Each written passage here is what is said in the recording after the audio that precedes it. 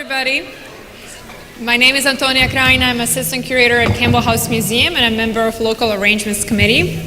We are pleased to welcome Sandra Meigs and the Vox Aeris Trio to present this session, Room for Mystics, Visualizing Sound. The Vox Aeris Trio was formed in 2015 and is based in Toronto, Ontario. The trio is singular as a small brass ensemble on the Canadian art scene. Passionate about forming connections with their listeners, the trio focuses on innovative performance, interactive education, and community partnerships. They are actively expanding brass repertoire through recordings, collaborations, and newly commissioned works. For over 35 years, Sandra Meigs has created vivid, immersive, and enigmatic paintings that combine complex narratives with comic elements. She derives the content of her work from her own personal experiences and develops these to create visual metaphors related to the psyche. Through her work, Meigs wants the viewer to feel richly engaged, jubilant, and most of all, transported to an imaginary universe. Born in Baltimore in 1953, Meigs studied at the Rhode Island School of Design, the Nova Scotia College of Art and Design with BFA in 1975, and Dalhousie University with an MA in 1980. She has lived and worked in Canada since 1973. Sandra Meigs has been a dedicated teacher at the University of Victoria for over 20 years and has mentored hundreds of visual art students throughout her professorship. Please join me in welcoming Sandra Meigs and the Vox Aeris Trio.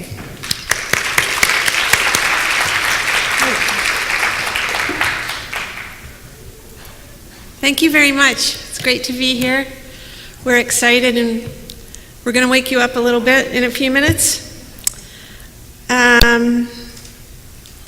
do you actually move these things? How do you move the... Oh. You can use your right and left arrows. Oh, okay. I want to just start off the session by explaining how the structure of the collaboration and how it all came together. This took place over a 2-year period, and I was invited by the Art Gallery of Ontario to do a solo exhibition of my work, and so it was the Art Gallery of Ontario as an institution connecting with me through their curator, Adelina Vlas, and Adelina was very instrumental in supporting my vision from the beginning because it became very complex in terms of installing the work and working with the people that I chose to collaborate with. So Adelina embraced, and she was a real champion of the work. No matter what I said, she didn't question it. She would do her best, if it was feasible, to make it happen. And early on in the 2-year period, I decided to invite contemporary composer Christopher Butterfield to collaborate with the installation and finalizing the work with me. Christopher and I had done previous collaborations, and we worked in parallel. We didn't really in any way tell each other what to do. We were completely independent of one another, but at the same time working alongside of each other. So his job was to create sound that would support the visual aspect of the work, and my job was to go forward with the visual aspect. So early on in my collaboration with Christopher, he had the idea to have a live performing component of the exhibition, which resulted in a 20-minute live performance by the Vox Aeris Trio every day in the exhibition. So we all worked together to bring the work to life. We didn't actually see the final work until the night of the opening, so it was very, very exciting. This is the working space that we used, Christopher and I, over a 2-year period. So you can see here speakers and some of the paintings.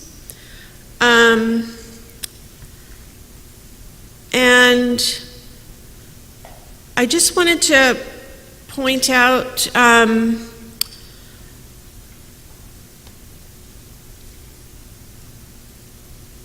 sorry, I'll skip that part because I don't know how to go forward with this now.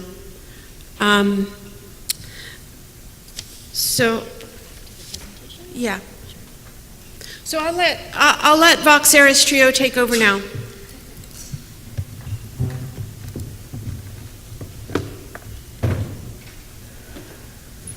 Hi, my name is Aaron. I am the trombone player of the Vox Aeris Trio, and we were ecstatic when we were approached by Christopher and Sandra to be a part of this singular and incredibly unique project.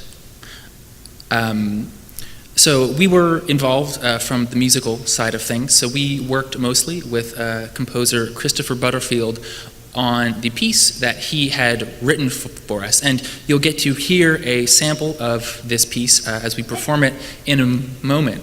But our part was very much in support of Sandra's art. It all works together to form this great sort of whole. And a key aspect of the exhibit as a thing was the drone. Christopher Butterfield, he created this soundscape that was to play within the exhibit basically 24 hours a day. I think they turned it off when the museum closed, but that was about it. So they did some testing of the space that the exhibit was going to be in, and they found that the room resonated most strongly on the pitch F sharp. If anyone is familiar with music terms, F sharp, great note, but the room came alive when very low F sharps particularly were played in it. So Christopher, being a good composer, thought, I shall make my piece based on F sharp. So he created this drone, this sort of long series of notes that would come phase in and out of each other, that would just sort of permeate and percolate throughout the room. And it gave, I must say, an incredible energy to the space. It was vibrant and alive, and as if the paintings themselves were coming to life before us. Can we perhaps hear a bit of the drone now, to sort of get it in our minds?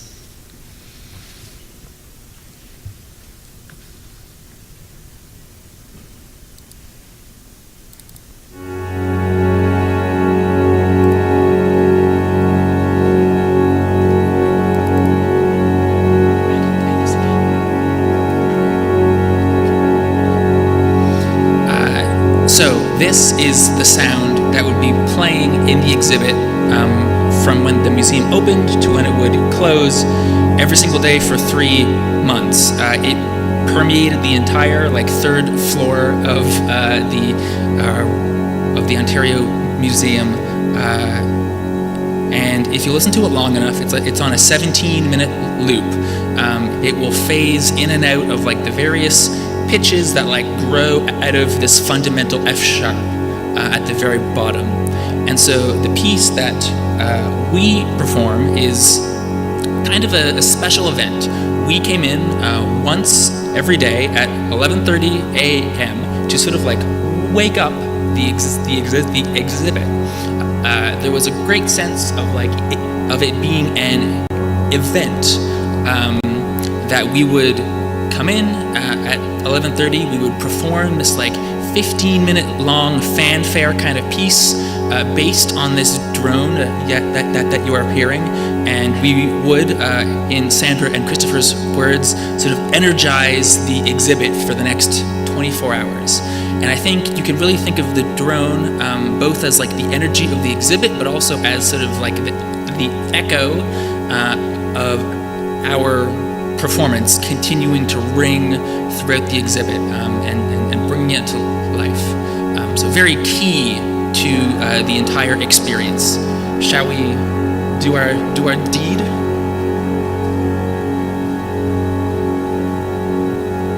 So we're going to demonstrate for you now a very short version of the piece that we played in the art gallery, right here.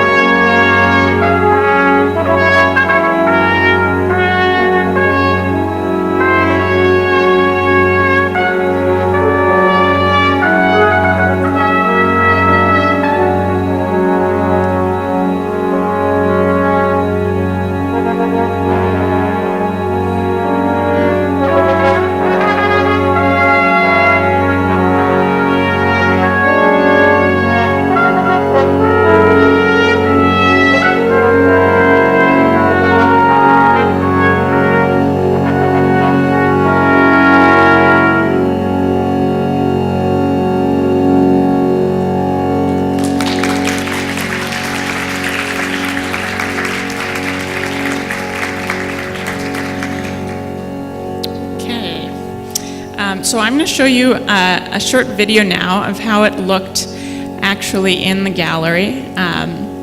Sandra made a video. It's on our website, but we have it here. and with the slides that you saw about the installation and the mobile and the speakers and everything. And now you have this large, sonorous image. You see how it all fit together.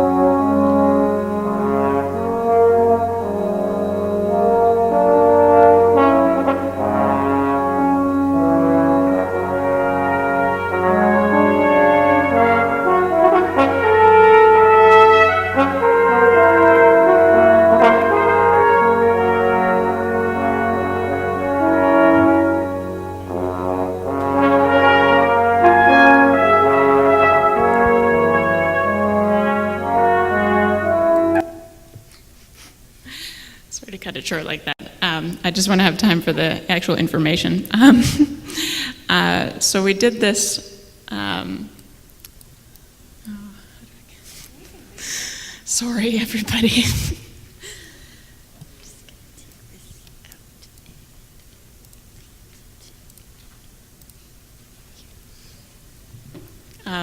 So we just showed you, Sandra told you about her process, and we showed you a few slides and give a demonstration. We got the video, and we're showing you all this media because all the work and all the elements that had to come together behind the scenes are really important to understand the logistics of how to proceed in the future. And so now we're just going to talk a little bit about, logistically and interpersonally, like how this came together and our relationships with the gallery and things. I'm going to return to the table and we'll just all have a discussion about what's going on. Yeah, so on this project, we were very fortunate to work with lovely people. So in our group, we have our own relationships and friendships, and then we were fortunate to have a really accommodating, considerate, and kind artist that was ready to start the dialogue of what needed to happen on both sides for it to be a success. Christopher as well, who's not here today, he was very respectful when we started the conversation around what he needed to put into the music to bring his vision to life, and then what we would need to understand his music and successfully just be able to present it to people full of life and full of his intent. So when we first started the emails going back and forth, we were a long ways from where we've finished. So first we just started the dialogue, and we asked, okay, so what do you have in mind? They said, first, well, we want it to be on brass instruments, which is why they approached us. They had gotten our name through a colleague, so that was kind of through a network of friends. It was a recommendation to them. And he said he's not totally sure all of the material, but here's some ideas. Here is how it would work. And we said, great, we're on board. We'll keep those dates in mind. He was going to apply for some grants and things. So it had a timeline, it had a vague description with it, and he just wanted to make sure that we were willing to adventure with them to start. Speaking of adventures, you noticed when we were walking around that we had little sheets that we were looking at, and this is something that I found really cool because, as musicians, we really want to play, and in particular, we want to play in spaces that are aesthetically and acoustically gorgeous, and something that museums and art galleries have that, maybe the basement in the community hall down the road doesn't have, are both of those factors. And so every musician I've ever met has been super excited to play in an art gallery. But one of the things that can seem like an obstacle sometimes is that the art gallery is fairly static, there's a work of art and there it is. Sorry if that's a reduction, but and having musicians in there with a stand and a piece of music is sort of an obstacle, and so when we were working together trying to figure out how to make this happen, Christopher Butterfield says, okay, first of all, I want you to always be moving around. The character of this particular work, and I think the character of collaboration is very dynamic. We're always moving forward, and we really wanted to capture the essence of being inside the work of art. We're not just looking at it. It's a participatory event in some sense. And so we figured out that we could print our music on really small sheets of paper and clip it to our instruments, and that's just one of many solutions. We'd considered memorizing. That didn't happen for this piece, but it's certainly a possibility for others. And we were able to, get our balance up a bit and walk around the gallery at 11:10, 11:25, 11:30 at a time every morning. Similarly to that, one of the benefits that I always see to interdisciplinary collaboration in museums and art galleries, and with it could be musical or dance or something, is that I always find myself thinking when there's an exhibit on somewhere that's like, okay, it's on for this many months, I have any time within that period to go see it.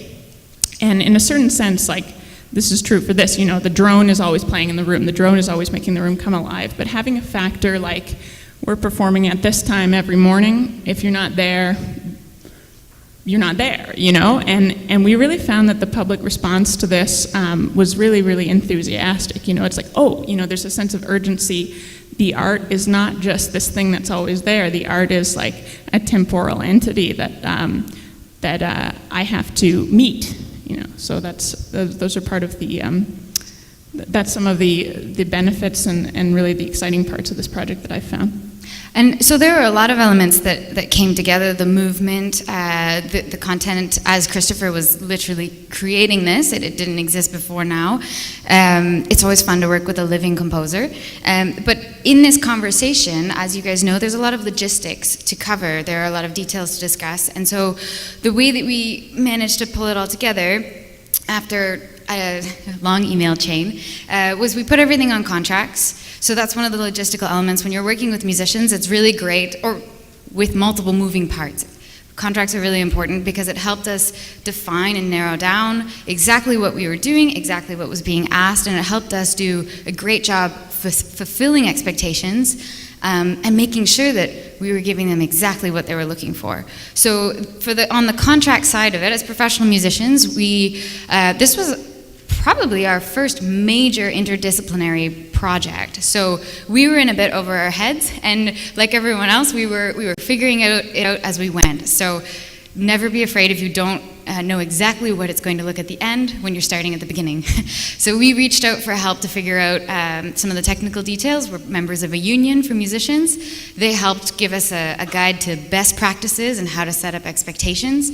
So there's the union for Toronto is the Toronto Musicians Association, TMA 149. So they are happy to take phone calls from people looking to work with musicians in a way that respects both sides of an arrangement. So that's just a technical note. And they have contract templates, so it's not like you have to be great with legalese. It helped us define when we were rehearsing, when we were performing. On a financial note, it helped us figure out there was an arrangement where some of the payment was coming from one party, and other payments were coming from another. The Art Gallery of Ontario asked us to add additional performances, so we were able to put that on paper as well, so everyone knew exactly what was going on. There was no confusion, and in a project of this scope, that was really valuable, I think, for everyone to feel confident and things to run smoothly. Working with the Art Gallery of Ontario was great. Large organization, they needed really clear instructions on what we needed from them. So if you work with musicians or anyone with interesting needs, just ask them in advance, and they should be able to give you a list of things to consider. For us, for example, we need a warm-up room and somewhere to store our cases and things while we are out performing, somewhere safe and secure. It's really easy, but it can be difficult to accommodate last minute. And so there are some considerations where you just start that dialogue in advance, and that can really help.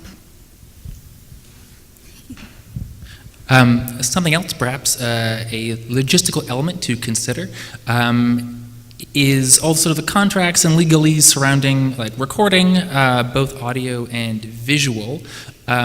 We had some back and forth with the Art Gallery of Ontario about that, and they were, of course, very considerate of our needs once we sort of expressed them. But it is something, like, as musicians, we take our media, like, fairly seriously. So just having an open, respectful dialogue around what is okay and not okay to record, both audio and visual, is very helpful for both parties to sort of like be on the same page about. And on that note, there were some less formal media. As we know, there's all of the social medias that exist now. And there was actually some surprisingly, like, really positive and really engaged media that we were able to look up later, thanks to hashtags and handles and whatnot. So we had some Instagram comments, and I wrote one down because it was so good. It was so encouraging for us that are looking to mix it up and probe a little deeper, maybe affect more of the senses all in one go in a presentation. And this was from @RhymesWithToronto, and it said, Sandra Meigs' Room for Mystics at Toronto's AGO was incredibly moving. The opportunity to be inside the paintings, along with the drone sounds, was, smiley face with heart eyes, a meditation in art. So that is a very 2018 feedback note.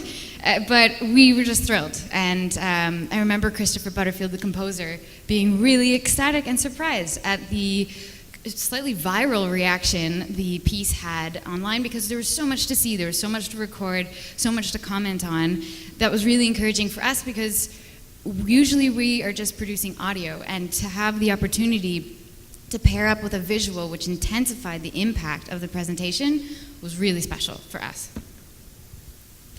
And I just want to stress again, you know, with so many things coming together, I was really, really struck by how everybody in every component of this project was so helpful, you know, and you know, because we come into this thing thinking like, okay, I can play notes, you know, but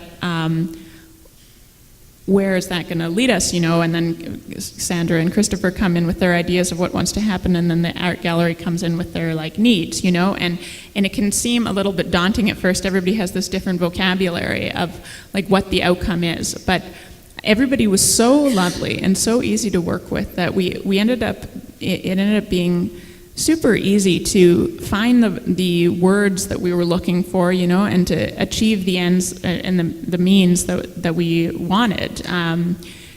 It's all seemed a little foreign at first, you know, and one of the other Instagram comments that I was really struck by was somebody said, you know, like, I came in expecting to be overwhelmed by all the sights and sounds and like stressed out, but I was actually full of peace inside, you know, and that's really that was really a beautiful lesson for me in terms of our own work in this, you know, like it can seem like so many things are coming together, and in fact, like it is the work that is on reward, you know, like you find that it's actually a really, really lovely undertaking, and in particular because everybody in their competence, contributes, and I don't need to know everything. And I think that was the attitude of everybody involved. We were just so willing to let the other people take care of their end, and this environment of trust was really useful.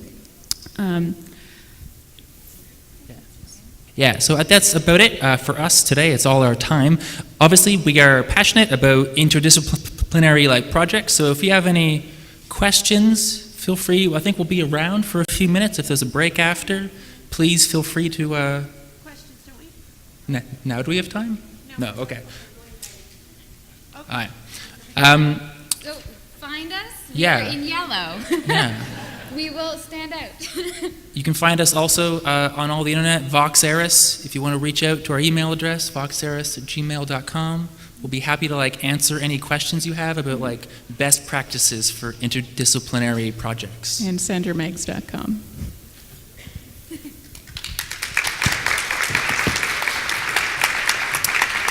Thanks very much. That was great. I know that when the programming committee saw this proposal, we thought it was pretty exciting to hear about how this big institution worked with these human beings to bring together these different media. So thanks very much for that.